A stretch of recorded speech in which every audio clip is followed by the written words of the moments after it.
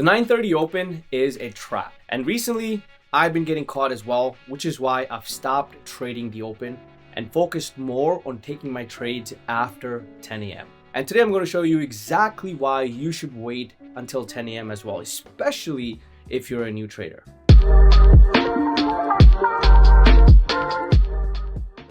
Looking at my past trading data, if I had simply waited until 10 a.m. this year, it would have completely changed my stats, taking me from 70% win rate to closer to 90% win rate. Now, typically at the open, there's a lot of volatility. It's very hard to time a perfect opening drive, which is what most traders look for. And the second strategy they like to apply is the opening range breakout, which can vary from 5 minutes, 15 minutes, or 30 minutes. Now, I want you guys to focus more on waiting until 10 a.m., which is going to be the 30-minute range break. Because at the open, you'll see there's a lot of algo trading, a lot of people who are impatient, jump into trades. And this is where you'll see a lot of the times most traders end up getting faked out. I've been one of those traders as well, where I've gotten caught at the open, failed breakout, failed opening drive. And trust me, it is not pretty, because then you have to claw yourself out of that loss throughout the day. And it's better to have your first trade as a winning trade or an A+ setup, so that the rest of the day, if you do plan to take more trades, it's much easier. Now, most of the time, market makers and algos are in control of the market the first 30 minutes of the open, and retail traders are easily trapped within that time frame. Why? Mainly because we are very impatient. The moment the bell rings, we have the opportunity to take the trade. We want to jump in right away. We don't want to wait for an A+ setup. We just simply want to make money because it's as easy as clicking a button. But we never look at the negative side, which is if it doesn't work out, we can also lose. And with options, the losses that occur with high volatility are usually at a much higher, faster pace. So you lose quite a lot if you're wrong. Now, the reason why I say wait until 10 a.m. is when I looked at my stats from this year, the majority of the trades that did not work out were taken within the first 5 to 15 minutes. And then the trades that I took afterwards, anywhere between 9:50 and 10:15, majority of those trades ended up giving me anywhere between 90 to 100% return net. Now, because I scale out, even though some of the trades go from like $1 to like $10, which is 7, 8, 900%, because I'm scaling out, my net return is much lower. But most of those high quality setups come at 10 a.m. So let me show you guys my exact setup, what I look for, even if it's not the opening range break and you want to be more on the cautious side, waiting for maybe a break and retest. I'm going to show you guys one of the trades that I took a few weeks ago and exactly how it played out. Here is the trade that I took around 10 a.m.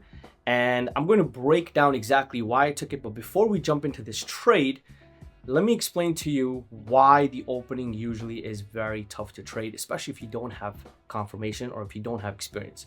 So right here, you guys see going into pre-market, SPY is pushing higher, right? We have a little bit of trouble here, but up until this point, going into the open, this looks very, very promising for that upside continuation, right?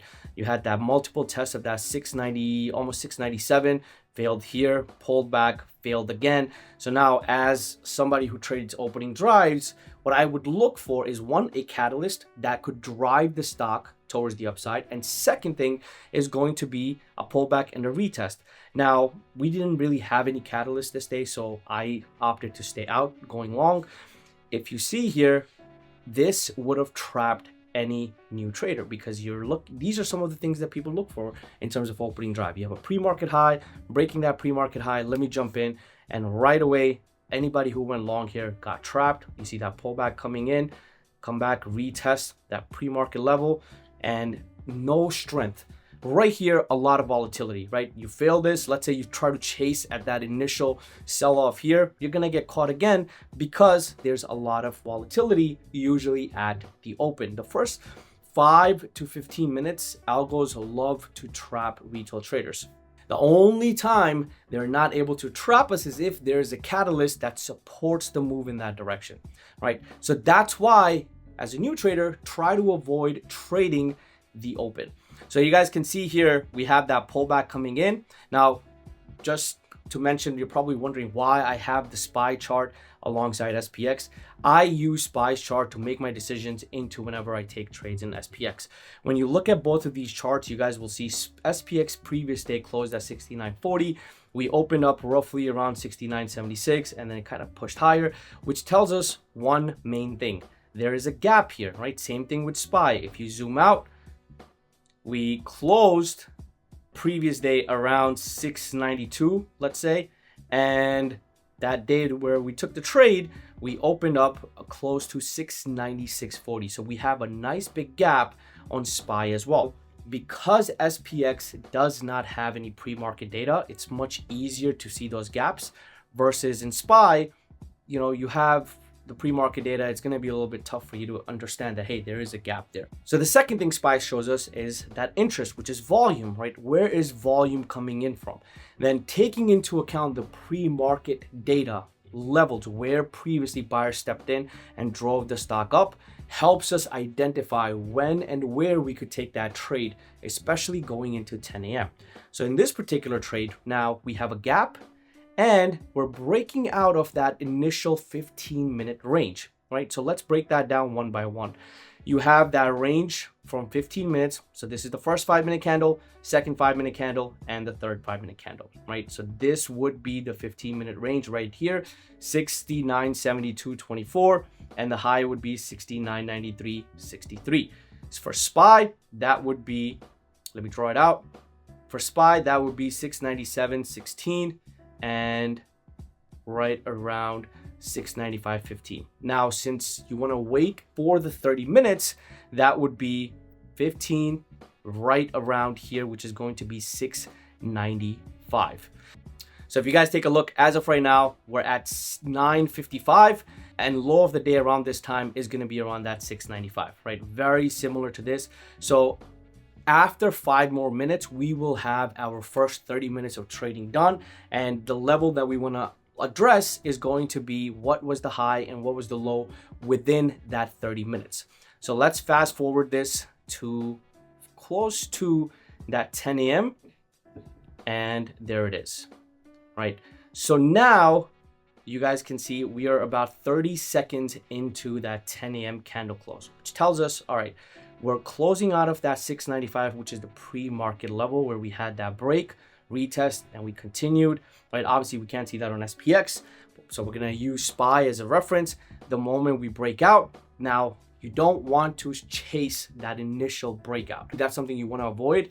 You never chase that initial candle. You let it close, you let it have a little bit of a pullback, and that's where this is going to come in at 10:01. You guys can see there is that initial pullback. Right now, we know as long as we don't give up 695, because that's a level from pre-market and going into 10 a.m., we given that 30-minute wait. This is where we look for that break of 69.60. We see if it fails, if it cannot get back above 695, fails and starts to come back down, this is where we're going to enter a short position. Now, what are some of the confirmations? One, break of a level from pre-market and 695 for that intraday. Second is going to be, look at that volume, right? Coming into, you have that rejection. We come down all the time. Just remember one thing, volume at the open is always going to be very aggressive. That's because of algos, volatility, everybody positioning themselves, people trying to FOMO into trades, people jumping out who swung from previous days. So there's a lot of things happening at the open. But this, after the first 5-minute candle, is where volume starts to kind of steady up, right? So you see how volume was very aggressive on that initial red candle. We have slight pullbacks, volume kind of pulls back. You have that break and retest of the 695 coming in, and volume starts to pick up again, right? So now we're getting an understanding that the structure of the market is getting broken and it's pushing towards the downside. So here you have two options. If you're trading SPX, you want to obviously be as close as possible for at the money. So in my case, I did the 69.50 puts, which is about 10 points away, which is going to be 2 strikes away from the current price of the stock. So since we're looking for that break of 69.60, it's giving us that pullback. We're not chasing here. It's setting up for that continuation, for that gap fill, right? If you were to do SPY, I would do either 693 if you're doing 0DTE or 692 if you're doing 1 day out expiration. Now for SPX, I'm doing 0DTE and I'm doing the 6950s. So once we fail here, you guys will see this is where I pretty much look to take that trade. Once we get closer to that 6960, my entry was around $11.10, and we had a very clean follow through after that. I obviously held the trade a little bit longer. My stop loss had gotten wide because as it was pushing down, I had closed most of the trades over $30 on an average, right? My adjusted cost for this trade was around $35,000.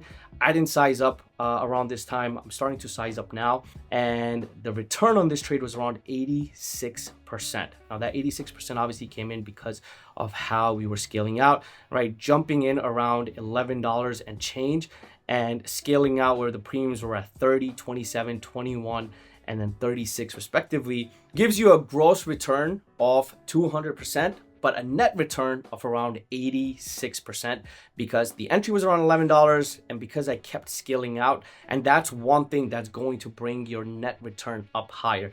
I'll cover that in a different video. The whole idea behind this was you have that pullback after that 10 a.m. candle, never chase on that initial candle and avoid taking the opening drives. And you guys will see as we fast forward, right? Obviously SPX doesn't show us that much of clean information such as volume, who's stronger, buyers and sellers from level 2, time and sales, but SPY gives us that confidence, right?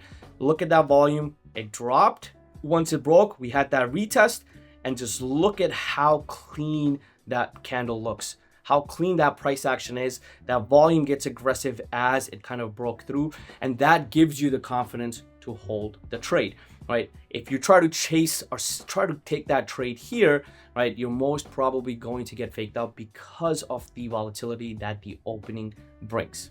So I showed you guys an example of a trade. Now there are times where opening drives are highly successful, but I think if you're just starting out in the market, you should definitely avoid taking opening drives, because if you make a single mistake, it's going to cost you a very large amount of your capital.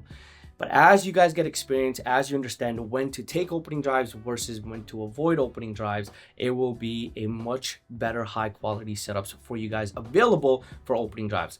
Now I'll make a completely different video that focuses only on opening drives. I have made 2 before, so if you guys go to my channel, you guys will be able to find them. If you're just starting out, I would not focus on opening drives. Go check those videos out so you have a better understanding of what is a high quality opening drive. But if you've been struggling in 2026, focus more on taking trades after 10 a.m. because you'll see a lot of high quality setups that are formed because the structure is broken after 10 a.m. So for the upcoming week, give yourself a challenge. Try to sit on your hands between 9:30 and 10. Don't take any trades. Try to take mental trades, and those mental trades will give you an understanding of, all right, how well do I actually understand when to take an opening drive or the first 15 minutes of the open versus when to stay out. Because if you're taking mental trades and they're not working out, that's going to give you a boost of confidence to stay out of the market until 10 a.m.